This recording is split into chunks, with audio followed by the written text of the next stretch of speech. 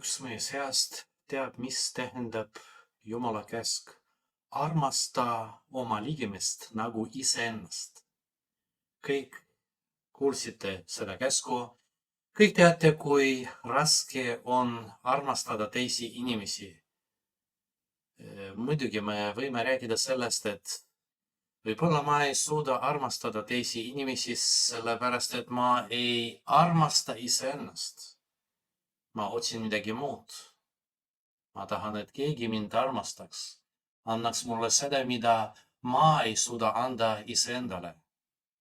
Otsin teiste inimeste armastusi. Aga pühapäevases evangeeliumis Jeesus Kristus ütleb meile midagi muud. Armastage üksteist, nagu mina olen armastanud teid.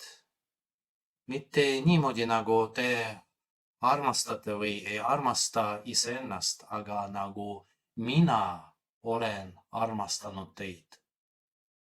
See ei ole täiesti midagi muud, aga tänu sellele me võime aru saada, et armastus ei ole ainult see, mida ma tunnen või mida ma ei tunne.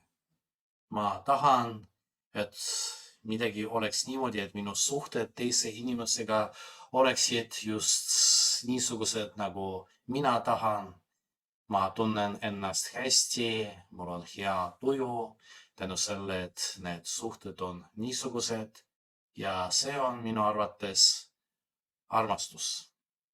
Ei ole. Nagu mina olen armastanud teid. Muidugi ma tunnen midagi teie vastu. Jeesus Kristus tundis midagi ja väga palju oma jüngrite vastu. Aga võib-olla ei olnud see kõige tähtsam. Ta lihtsalt oli valmis andma elu just nende eest, keda ta armastab ja lõppude lõpuks andis oma elu. See on tõeline armastus. Mitte see, et ma tunnen ennast hästi, aga ma armastan teist nii, nagu Jeesus Kristus armastab mind. Ma ei räägi sellest, et ma pean olema valmis andma oma elu teise inimese eest. Keegi ei tea, mis toimub, kui tuleb niisugune hetk, kui tuleb niisugune valik. Aga vähemalt ma ei mõtle ainult sellest, mis on kõige parem minu jaoks. Ma mõtlen sellest, mida ma suudan anda teisele inimesele. Ja see on kõige tähtsam minu jaoks. Paljud, ma tahaksin öelda, tunnistavad, eriti juba täiskasvanud inimesed, võib-olla lastega on natukene teistmoodi, et inimesed on õnnelikud mitte siis, kui nad midagi saavad, aga siis, kui nad suudavad anda teisele, suudavad midagi teha tema jaoks ja näevad, et see teine võtab vastu. Nad ohverdavad midagi teisele inimesele ja nad on õnnelikud.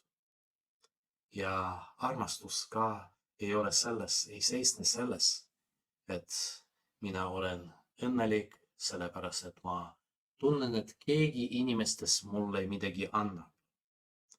Aga seisneb selles, et ma olen õnnelik sellepärast, et ma suudan midagi teha. Võib-olla ma ei taha, aga ma ületan iseennast. Mõtisklegem selle üle, kas ma suudan niimoodi armastada teisi inimesi. Kas andmine on kõige tähtsam minu jaoks või ma kogu aeg otsin seda, mis on mulle kõige tähtsam. Ma tahan midagi saada, isegi kirikus. Ma otsin rahu, ma otsin tervist, ma otsin midagi veel. Jumal, anna mulle ja siis ma olen õnnelik. Ei ole. Olen õnnelik, kui ma annan teistele, annan Jumalale.